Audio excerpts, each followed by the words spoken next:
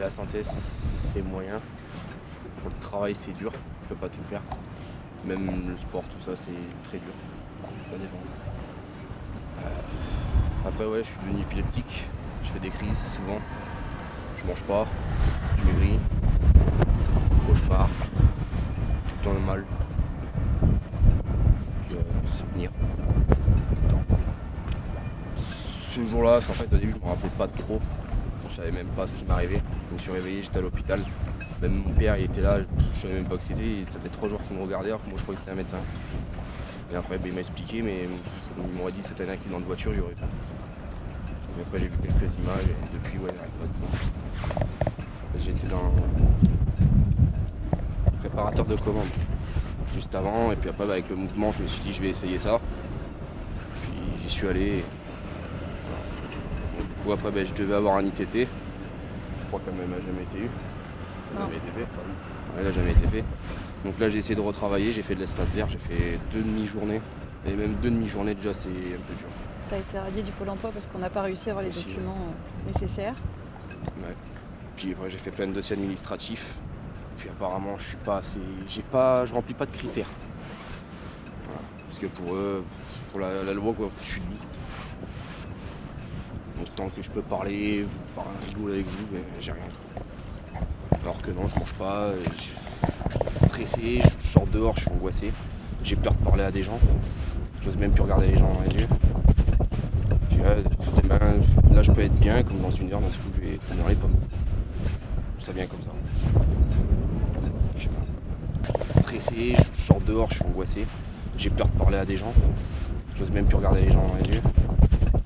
Puis là je peux être bien, comme dans une heure, d'un coup je vais tomber dans les pommes. Ça vient comme ça. Je sais pas.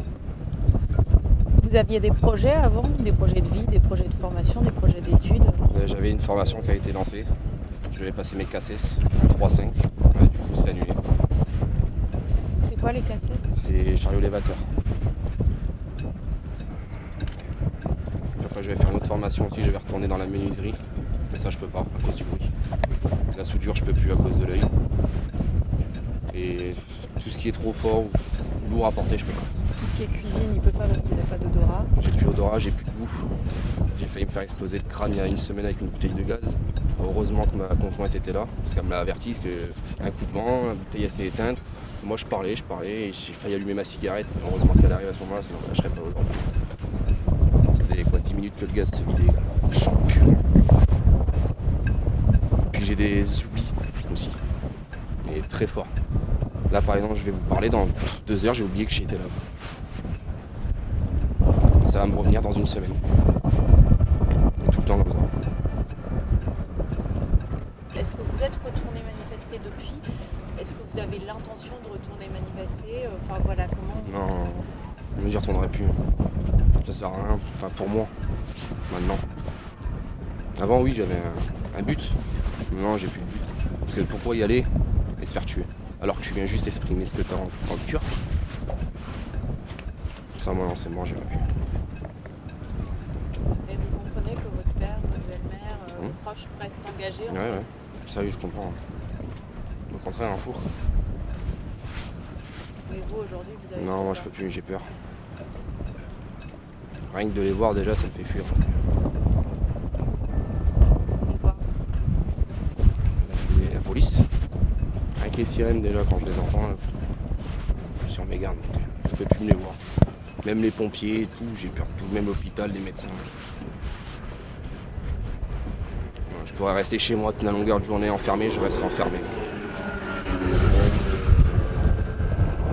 peux plus rien faire. Ils m'ont bien explosé. La mâchoire, j'ai du mal à parler comme vous voyez. Il y a des mots que je peux pas dire. L'œil, c'est merdique. Des douleurs ouais, de là à là tout le temps. Des bourdonnements dans la tête. Et je supporte plus l'aigu. Dès qu'il y a un bruit aigu, ça me sonne et ça me désoriente carrément. Puis moi j'ai peur de tout. Même moi j'ai même plus envie de faire des choses parce que je me demande est-ce que je peux faire ça, pas ça. Même aller désherber le terrain, je me dis attends c'est chaud. Parce que tête baissée, je sens que ça monte, je commence à chauffer de la tête, je le sens, et après je vois blanc, je suis bizarre, j'ai des nausées, bon je pleure. Je suis devenu dépressif aussi, j'ai des cachets en ce moment, antidépresseurs. Tu vois, à cause de ça, je pleure tout le temps.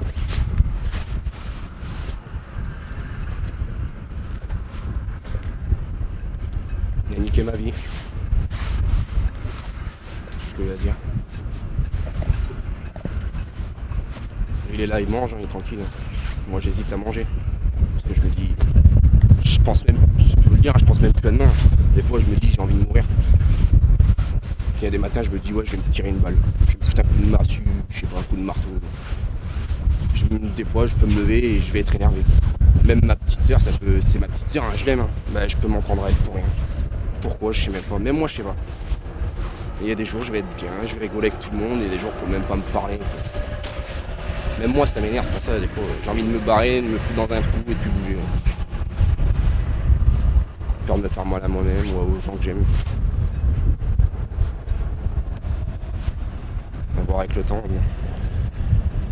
Ce qui est arrivé à Adrien, j'imagine que... en tout cas j'ai l'impression que ça vous motive encore plus, ça a renforcé votre détermination en fait. On ne peut pas lâcher. On ne peut pas lâcher. Il peut éventuellement faire peur à un, mais il y en a 10 qui vont démarrer derrière. C'est impossible, c'est pas un mécanisme qui va fonctionner de toute façon sur une population qui en peut plus. Il y a un moment où il faut tenir bon. Donc ceux qui peuvent tenir, ils tiennent. Puis il y a des enfants derrière, il a parlé de ses petites sœurs, il y en a 2 derrière.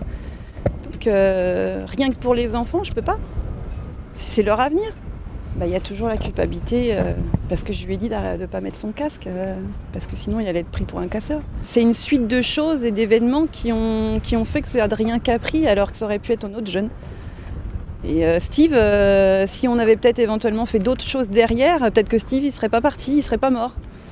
Il y a un moment où il faut dire stop à la violence. Il faut continuer. Ceux qui peuvent continuer doivent le faire. C'est un acte citoyen, c'est un acte humain. Je continuerai à faire appel aux valeurs humaines des forces de l'ordre en leur disant réveillez-vous, vous êtes dans un état, vous êtes dans une conjoncture qui vous fait oublier les valeurs humaines. Et vous avez une famille, vous avez une femme, vous avez des enfants que vous couchez le soir. Vous êtes en train de tirer sur des papas, sur des frères, sur des mamans, sur des jeunes femmes qui sont enceintes. Et faites attention à ce que vous faites, oui. Vous êtes humain avant tout. Et quand on est humain, on fait attention, on a des valeurs, on prête serment quand on rentre dans la police. On doit protéger le citoyen. Et là, aujourd'hui, les forces de l'ordre ne protègent pas le citoyen, ils l'écrasent. Et ils le tuent. Et là, la République est en train de les utiliser comme des petites armes de guerre pour écraser en fait une population qui cherche à seulement s'exprimer. Et ils montrent un effet de violence face aux citoyens pour leur dire si vous avancez, on vous écrase. Donc là, aujourd'hui, on peut le dire. Il y a eu des morts. Et là, on nous annonce que il y en a un qui a perdu une main, il y en a un qui ne pourra plus caresser son enfant parce que la main, elle est plus là, l'œil, il n'est plus là, il va avoir des prothèses qui vont être rejetées parce que le corps ne les accepte pas. C'est pas possible, on doit pas briser des vies simplement parce qu'on manifeste et qu'on exprime notre voix. Là, ils tapent pas sur des violents, là. On le voit, c'est des femmes sur les vidéos qui sont éjectées par terre. On le voit quand même au bout de 9 mois, qu'on n'oublie pas surtout. Qu'on n'oublie pas les blessés. Parce que tous les samedis, maintenant, on ne regarde plus qui c'est qui n'a plus d'œil. On ne regarde plus qui c'est qui perd une main. On s'en fout. Aujourd'hui, on s'en fout. C'est banalisé. Et là, il faut que ça s'arrête. Il ne faut pas banaliser la violence. Tous les samedis où je peux mettre en sécurité mes enfants pour montrer ma voix, oui, je le ferai. Je le ferai, ouais. Est-ce que ça vous paraît important pour montrer que j'ai pas peur, ouais, j'ai pas peur. J'ai pas peur. Le réveil citoyen, c'est inéluctable. Mais le citoyen, il est réveillé, même s'il n'est pas en manif, il est réveillé. Hein. Le citoyen, il est réveillé depuis 9 mois. Le citoyen s'endormira plus. La population, elle s'endormira plus. Quand on va en manif aujourd'hui, quand on fait dans les récup, dans les poubelles et qu'on redistribue derrière, qu'on fait les maraudes le soir pour donner à manger aux SDF, qu'on accueille des migrants qui viennent ici pour rechercher la paix et la solidarité, c'est des actes inéluctables. C'est des actes humains, quoi. Et ça, par contre, ça ne va pas intéresser les médias. Ce qui va intéresser les médias, c'est ceux qui cassent des vitrines, ceux qui brûlent des poubelles. Ça, c'est super intéressant. Avant, j'essayais de répondre à ce que l'État nous demandait, c'est-à-dire travailler, payer mes taxes, payer mes impôts, nourrir mes enfants, bien les éduquer, avoir une maison propre et bien rangée pour pouvoir recevoir des amis dans une maison nickel, correspondre au cadre de la société dans laquelle on est et on grandit. Et aujourd'hui, en fait, c'est pas que ça. C'est apprendre à mes enfants à être eux-mêmes, les éveiller sur ce qui se passe aujourd'hui, effectivement, mais savoir qu'il y a toujours des moyens de pouvoir faire ce qu'on a envie de faire et être ce qu'on a envie d'être. Et le simple fait de gagner de l'argent ne te fait pas ce que tu dois être. C'est pas gagner de l'argent qui te fait t'éveiller et t'épanouir. C'est le fait de faire du bien aux autres et d'apprendre et de t'intéresser à la vie. Rencontrer des gens que j'aurais jamais osé parler, comme Renz, comme Jenny, comme des gens qui sont en train de faire les poubelles devant les halles de Saint-Nazaire, les inviter à manger ou à dormir chez moi, sous prétexte que j'ai envie de les connaître et de savoir qu'est-ce qu'ils ont à m'apprendre. Faire des manifestations, j'ai jamais fait de manifestation, ça fait 9 mois que je fais un truc en 39 ans j'avais jamais fait. Dénoncer des choses au niveau du gouvernement, jamais j'aurais osé porter une voix en dire ça c'est pas normal, est-ce que vous êtes d'accord avec moi, et de me rendre compte qu'il y a plein de gens qui sont d'accord avec moi. Montrer qu'il y a une autre manière de gagner sa vie et d'être bien dans sa vie. On n'a pas besoin d'avoir un salaire, d'avoir un diplôme, d'avoir un bon revenu, un bon compte en banque, un bon épargne, une bonne complémentaire retraite. C'est pas ça la vie. La vie, c'est ce qu'on crée, c'est ce qu'on échange, c'est ce qu'on partage, c'est ce qu'on apprend des autres.